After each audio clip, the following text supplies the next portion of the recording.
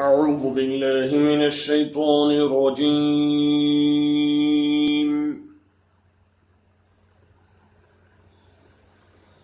بسم الله الرحمن الرحيم.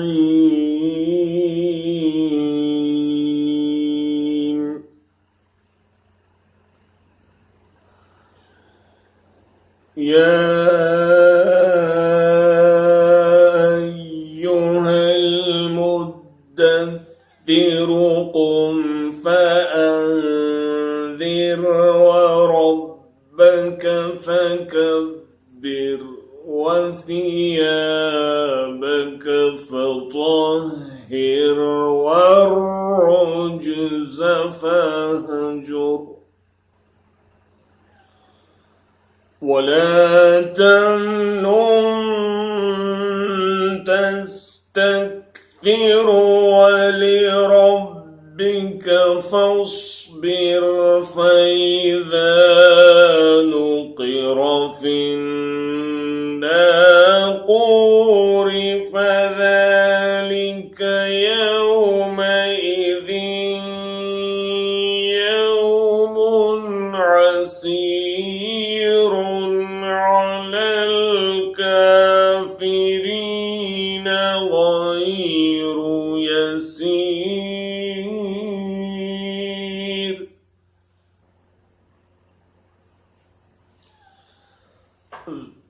ذرني ومن خلقت وحيدا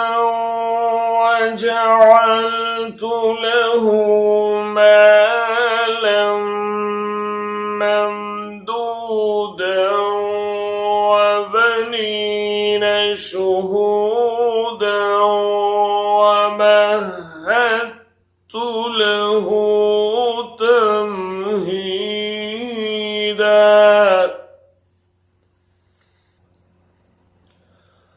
ثم يطمع أن أزيد كلا إنه كان لآياتنا عنيدا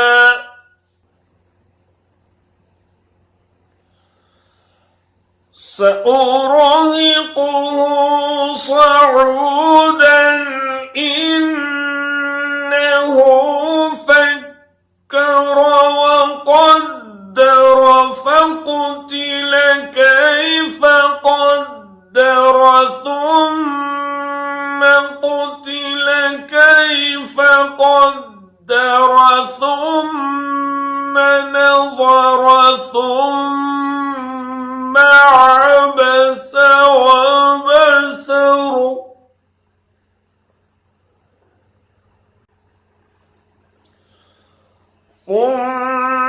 ثم أدبر واستكبر فقال إن هذا إلا سحر يؤثر إن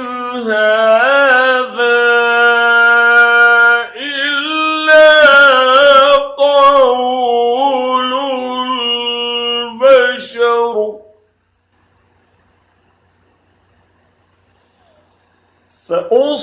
سأصليه سقر وما أدراك ما سقر لا تبقي ولا تذر لواحة للبشر عليها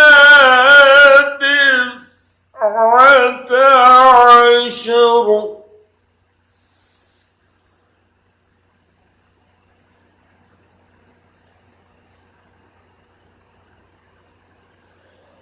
وما جعلنا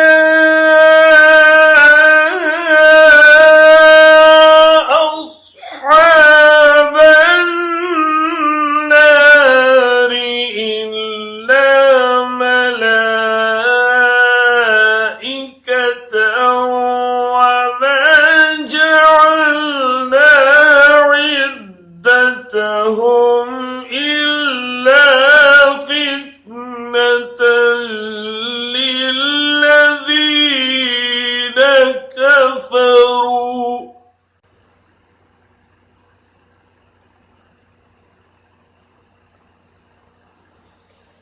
وما جعلنا عدتهم إلا فتنة للذين كفروا ليستيقن الذين أوتوا الكتاب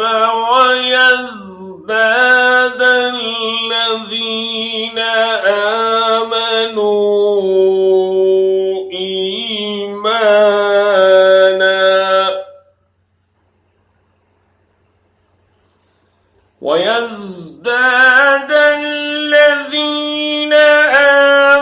آمنوا إيمانا ولا يرتاب الذين أوتوا الكتاب والمؤمنون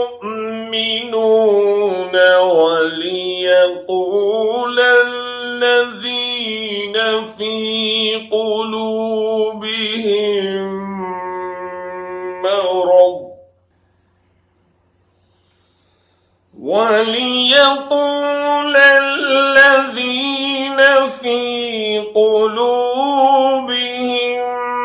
مرض والكافرون ماذا أراد الله بهذا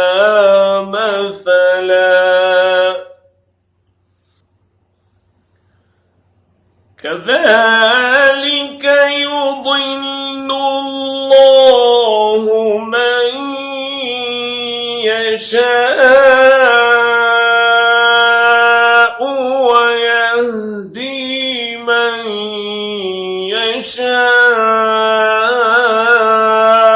يشاء وما يعلم جنود ربك إلا هو وما هي إلا ذكرى للبشر كلا والقمر والليل إذ أدبر والصبح إذا أسفر إنها لإحدى الكبر نذيرا للبشر لمن شاء منكم أن يتقدم أو يتأخر كل نفس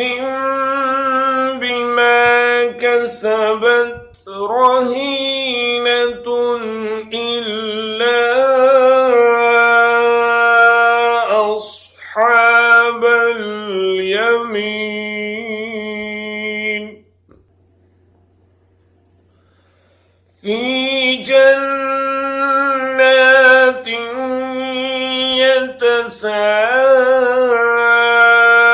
يتساءلون عن المجرمين ما سلككم في سقر قالوا لم نك من المصلين ولم نك نطعم المسكين وكنا نخوض مع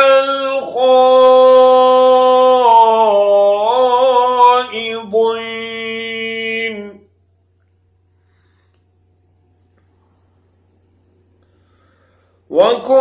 وكنا نكذب بيوم الدين حتى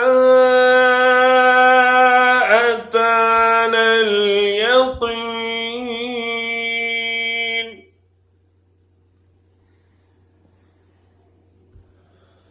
فما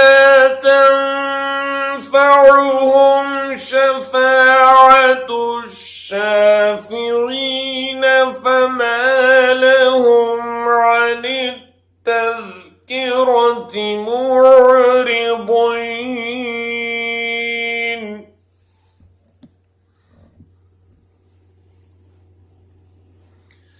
كأنهم حمر مستنفرة فرت من قسورة بل يريد كل امرئ منهم أن يؤتى صحفا منشرة كلا بل لا يخافون الآخرة كلا إنه تذكرة فمن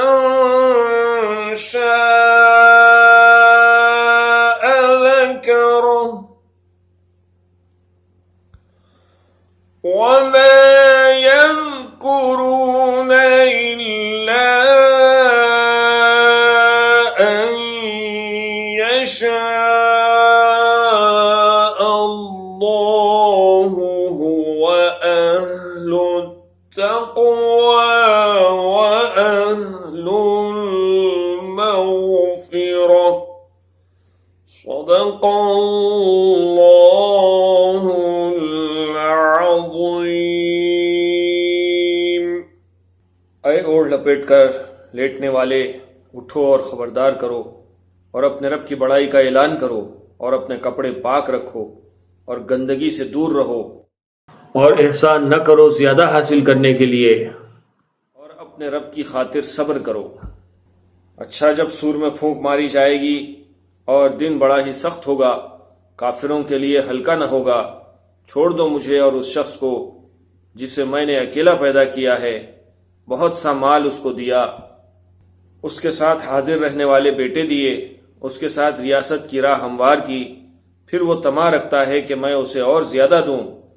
ہرگز نہیں، وہ ہماری آیات سے عناد رکھتا ہے، میں تو اسے عنقریب ایک کٹھن چڑھائی چڑھاؤں گا۔ اس نے سوچا اور کچھ بات بنانے کی کوشش کی تو خدا کی مار اس پر کیسی بات بنانے کی کوشش کی۔ ہاں، خدا کی مار اس پر کیسی بات بنانے کی کوشش کی۔ پھر لوگوں کی طرف دیکھا، پھر پیشانی سکیڑی اور منہ بنایا، پھر پلٹا اور تکبر میں پڑ گیا۔ آخر کار بولا کہ یہ کچھ نہیں ہے مگر ایک جادو جو پہلے سے چلا آ رہا ہے، یہ تو ایک انسانی کلام ہے، عنقریب میں اسے دوزخ میں جھونک دوں گا، اور تم کیا جانو کہ کیا ہے وہ دوزخ، نہ باقی رکھے نہ چھوڑے، کھال جھلس دینے والی۔ 19 کارکن اس پر مقرر ہیں۔ ہم نے دوزخ کے یہ کارکن فرشتے بنائے ہیں، اور ان کی تعداد کو کافروں کے لیے فتنہ بنا دیا ہے تاکہ اہل کتاب کو یقین آ جائے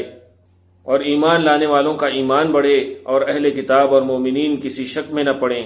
اور دل کے بیمار اور کفار یہ کہیں کہ بھلا اللہ کا اس عجیب بات سے کیا مطلب ہو سکتا ہے۔ اس طرح اللہ جسے چاہتا ہے گمراہ کر دیتا ہے اور جسے چاہتا ہے ہدایت بخشتا ہے، اور تیرے رب کے لشکروں کو خود اس کے سوا کوئی نہیں جانتا، اور اس دوزخ کا ذکر اس کے سوا کسی غرض کے لیے نہیں کیا گیا ہے کہ لوگوں کو اس سے نصیحت ہو، ہرگز نہیں۔ قسم ہے چاند کی اور رات کی جب کہ وہ پلٹتی ہے، اور صبح کی جب کہ وہ روشن ہوتی ہے، یہ دوزخ بھی بڑی چیزوں میں سے ایک ہے۔ انسانوں کے لیے ڈراوا، تم میں سے ہر اس شخص کے لیے ڈراوا جو آگے بڑھنا چاہے یا پیچھے رہ جانا چاہے، ہر متنفس اپنے کسب کے بدلے رہن ہے۔ دائیں بازو والوں کے سوا جو جنتوں میں ہوں گے، وہاں وہ مجرموں سے پوچھیں گے تمہیں کیا چیز دوزخ میں لے گئی؟ وہ کہیں گے کہ ہم نماز پڑھنے والوں میں سے نہ تھے، اور مسکین کو کھانا نہیں کھلاتے تھے، اور حق کے خلاف باتیں بنانے والوں کے ساتھ مل کر ہم بھی باتیں بنانے لگتے تھے، اور وہ روز جزا کو جھوٹ قرار دیتے تھے، یہاں تک کہ ہمیں اس یقینی چیز سے سابقہ پیش آ گیا اس وقت سفارش کرنے والوں کی سفارش ان کے کچھ کام نہ آئے گی۔ آخر ان لوگوں کو کیا ہو گیا ہے کہ یہ اس نصیحت سے منہ موڑ رہے ہیں؟ گویا یہ جنگلی گدھے ہیں جو شیر سے ڈر کر بھاگ رہے ہیں، بلکہ ان میں سے تو ہر ایک یہ چاہتا ہے کہ اس کے نام کھلے خط بھیجے جائیں۔ ہرگز نہیں، اصل بات یہ ہے کہ یہ آخرت کا خوف نہیں رکھتے۔ ہرگز نہیں، یہ تو ایک نصیحت ہے، اب جس کا جی چاہے اس سے سبق حاصل کرے، اور یہ کوئی سبق حاصل نہ کریں گے الا یہ کہ اللہ ہی ایسا چاہے۔ وہ اس کا حقدار ہے کہ اس سے تقویٰ کیا جائے، اور وہ اس کا اہل ہے کہ تقویٰ کرنے والوں کو بخش دے۔